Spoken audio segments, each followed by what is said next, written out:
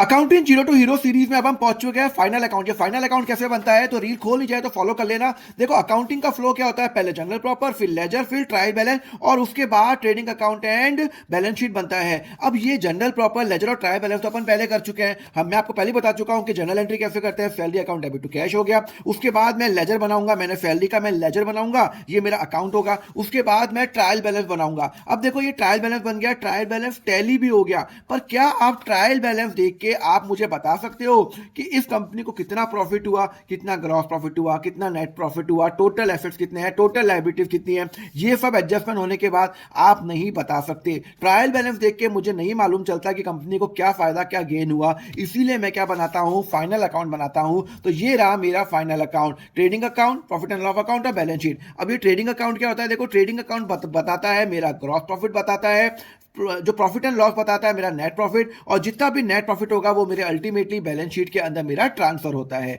अब ये trading account, profit and loss और बैलेंस शीट में अपन सब डिस्कस करेंगे, पर पहले अपन ये जान लेते हैं फाइनल अकाउंट क्या। It provide the summary of account of business enterprise. तीन टाइप के अकाउंट, सॉरी दो टाइप के अकाउंट होते हैं, trading account, profit and loss account, और हम बैलेंस शीट बनाते हैं जो कि अकाउंट नहीं है, वो क्या है, मेरा स्टेटमेंट है।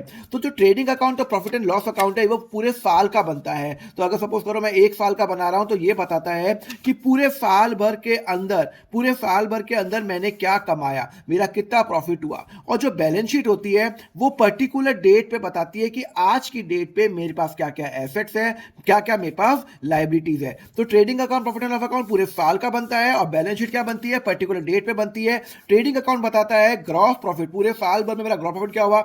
ये ग्रॉस प्रॉफिट क्या होता है जिसमें हम सिर्फ cost of goods sold minus करते हैं। अगर पेन है तो इसमें क्या क्या यूज हुआ, प्लास्टिक यूज हुआ, इंक यूज हुआ, ये माइनस किया, उससे निकलता है नेट ग्रॉस प्रॉफिट। उसके बाद हमारे अदर खर्चे, सेलिंग खर्चे, एडमिनिस्ट्रेशन खर्चे, ऑफिस खर्चे, वो माइनस करने के बाद हमारा बनता है प्रॉफिट एंड लॉस, जो कि बताता है नेट प्रॉफिट। और नेट प्रॉफिट ट्रांसफर होता है बैलेंस शीट के अंदर, जहां पे मैं अपने ओनर को देता हूं। अब मुझे बताओ, अगर आपको समझ में आया which of the following statement is true. Balance sheet tells the profit made during the year, और balance sheet state the position at a particular date. नीचे मुझे कमेंट करके आंसर बताओ। नेक्स्ट लेक्चर में हम समझेंगे ये फाइनल अकाउंट के रूल्स क्या होते हैं, उसके लिए फॉलो करो अकाउंट फंडा।